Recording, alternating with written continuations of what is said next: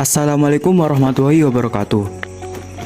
Pada kesempatan kali ini, kami akan membahas tentang analisis jurnal penelitian yang berjudul Analisis Pengaruh Kebijakan Moneter Terhadap Inflasi dan Perekonomian di Indonesia.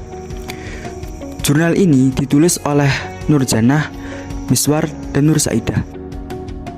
Perekonomian suatu negara selalu menjadi perhatian paling penting, dikarenakan apabila perekonomian dalam kondisi tidak stabil, maka akan timbul masalah-masalah ekonomi seperti rendahnya pertumbuhan ekonomi, tingginya tingkat pengangguran, dan tingkat inflasi. Oleh karena itu, peran kebijakan moneter dalam mengatasi masalah ini sangat dibutuhkan. Ada 3 rumusan masalah yang akan dijawab dalam jurnal penelitian ini. Yang pertama, bagaimana pengaruh secara langsung kebijakan moneter, yaitu suku bunga SBI terhadap inflasi dan perekonomian, produk domestik bruto atas dasar harga konstan. Yang kedua, bagaimana pengaruh secara tidak langsung kebijakan moneter suku bunga SBI terhadap perekonomian, produk domestik bruto atas dasar harga konstan melalui inflasi di Indonesia. Yang ketiga, apakah inflasi secara langsung berpengaruh signifikan terhadap perekonomian di Indonesia? Yang pertama, kebijakan moneter adalah tindakan yang dilakukan oleh penguasa moneter, yaitu bank sentral, untuk mempengaruhi jumlah uang yang beredar. Yang kedua, suku bunga. Terdapat beberapa acuan teori mengenai suku bunga. Yang pertama, teori bunga Fisher. Suku bunga atau tingkat bunga adalah harga yang menghubungkan masa kini dan masa depan. Yang kedua, teori tingkat bunga Keynes. Menurut Keynes, bunga adalah sebuah pembayaran untuk menggunakan uang. Yang ketiga, inflasi. Secara umum, pengertian inflasi adalah kenaikan harga secara umum dan terus-menerus. Dalam jurnal penelitian ini, menurut Berlianta, inflasi dapat diartikan sebagai tingkat kenaikan harga barang-barang pada umumnya yang terjadi pada kurun waktu tertentu.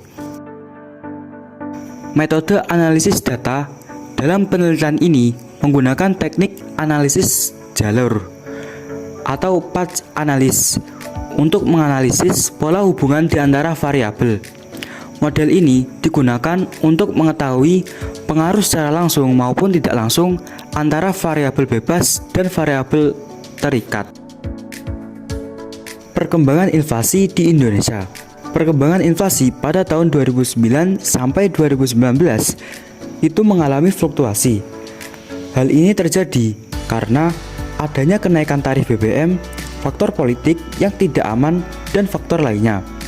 Pertumbuhan ekonomi di Indonesia. PDB atas dasar harga konstan pada tahun 2010 sampai 2019 juga mengalami fluktuasi.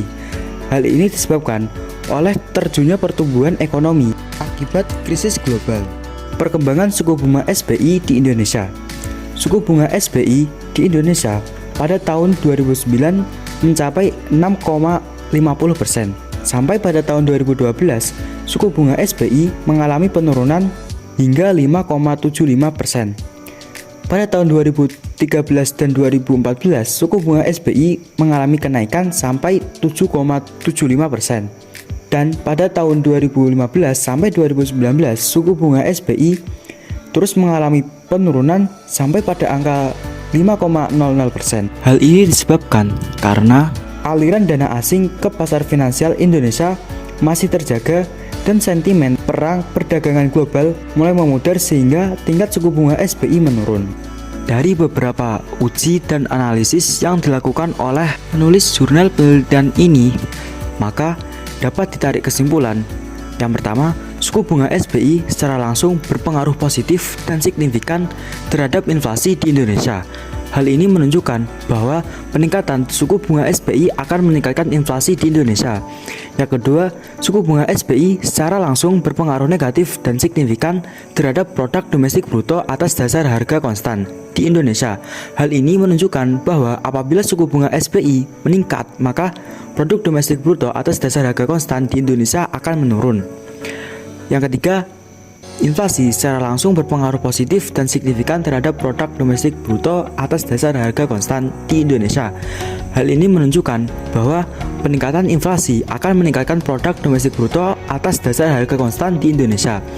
Yang keempat, suku bunga SBI secara tidak langsung berpengaruh positif dan signifikan terhadap produk domestik bruto atas dasar harga konstan melalui inflasi di Indonesia.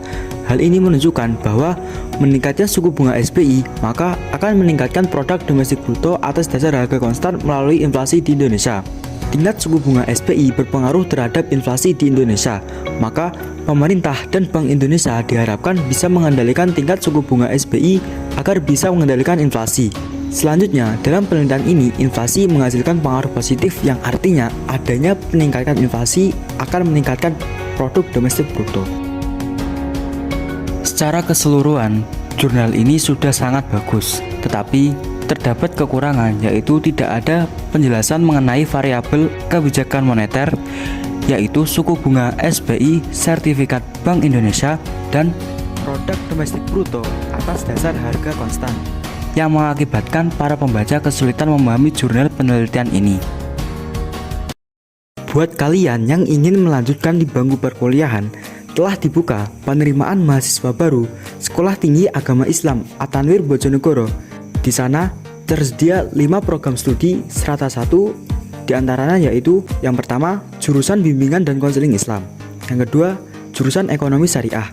Yang ketiga, jurusan pendidikan guru madrasah ibtidaiyah. Yang keempat, jurusan pendidikan bahasa Arab. Dan yang kelima, jurusan manajemen pendidikan Islam. Ayo segera daftarkan diri Anda sebelum pendaftaran ditutup.